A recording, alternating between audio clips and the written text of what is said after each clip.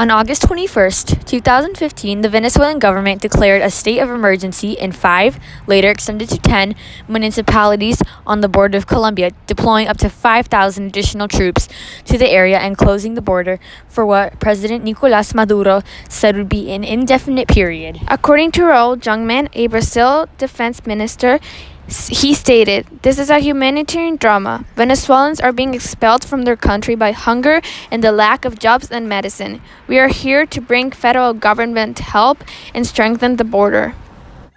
The people participating in this conflict are the Venezuelans and Colombians. The fall of Venezuela's economy did not happen because of a civil war or natural disaster, but rather the colossal economic mismanagement by the country's leader Nicolás Maduro. Parents say they can't get medicine for their children's illnesses or vaccines. They can't even help themselves. A monthly salary can't even get you a box of cereal in Venezuela. They say buying a lunch is a fortune. This border conflict is happening over there because Venezuela and Colombia are right next to each other, so most of the people fleeing from Venezuela want to go over to Colombia.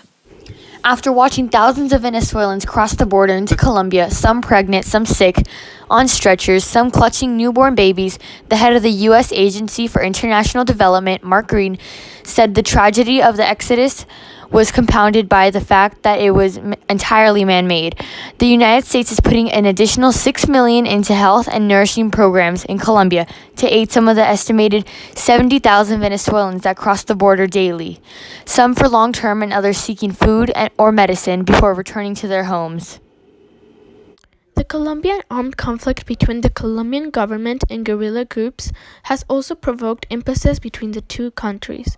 Military illegal incursions by the two countries' military forces into each other's territory have been frequent since the conflict in Colombia escalated in the 1980s, which subsequently triggered forced displacements in Colombia and into Venezuela. The USAID funds will help finance a program that feeds 2,700 Venezuelans free hot meals every day in Colombia and will also support first aid and vaccination efforts along the border.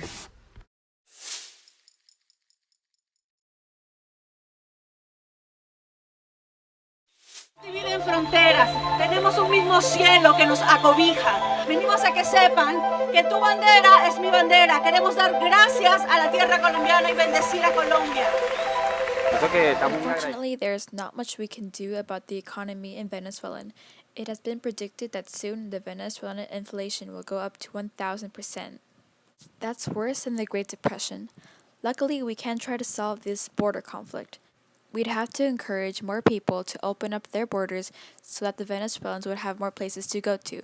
It's been estimated that over 1,000 Venezuelans try to cross to Colombia every day. Not only are Venezuelans leaving their country because of their economy crisis, but they're leaving their country because there's violence. It is dangerous for them to stay in Venezuela because the protesters and the Venezuelan military are now fighting. In this picture, you can see protesters saying no to Nicolás Maduro, their current president that has caused the economy's downfall.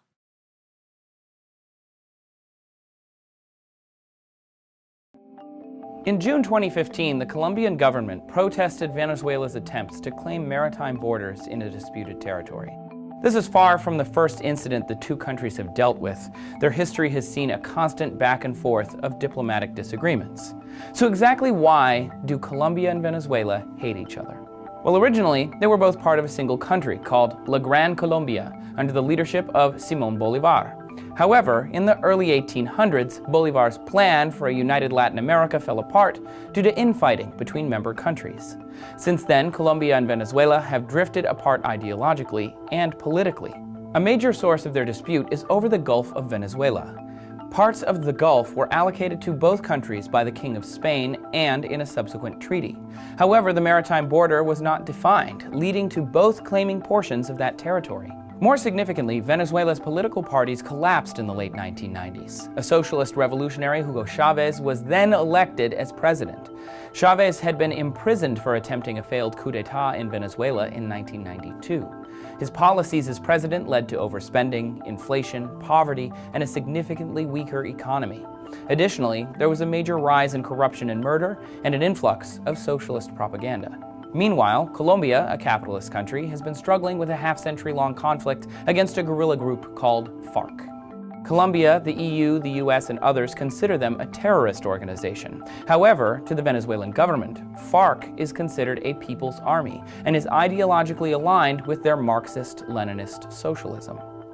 A large source of conflict comes from accusations that Venezuela has given support and shelter to FARC and other guerrilla terrorist groups.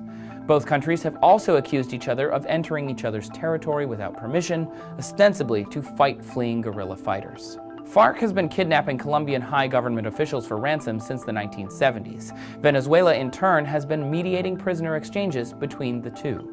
The most significant breakdown in relations occurred in 2010 when Colombia's president openly accused Venezuela of harboring guerrilla terrorists. Venezuela immediately ended diplomatic relations, and the two countries verged on war. However, tensions were resolved soon after as a new Colombian president was elected. The two countries have had a long history of differing ideologies and questionable honesty, leading to significant issues in attaining their individual goals. Although Hugo Chavez died in 2013, his successor is considered to be similarly aligned with the socialist ruling party. Whether the two countries will ever be able to solve their territorial, political, and guerrilla-based disputes is unclear. An article written by Douglas Hernandez, a Colombian reporter, stated, "In another sense, Maduro's government has done everything possible to close spaces to the opposition, violating the healthy balance that prevents a concentration of power in a group or in a person, and thus prevent possible abuses." He also stated, "The immense forces that oppose the Venezuelan political project, who have not been able to defeat it politically or economically, now consider doing so militarily. After all, they have already weakened him enough."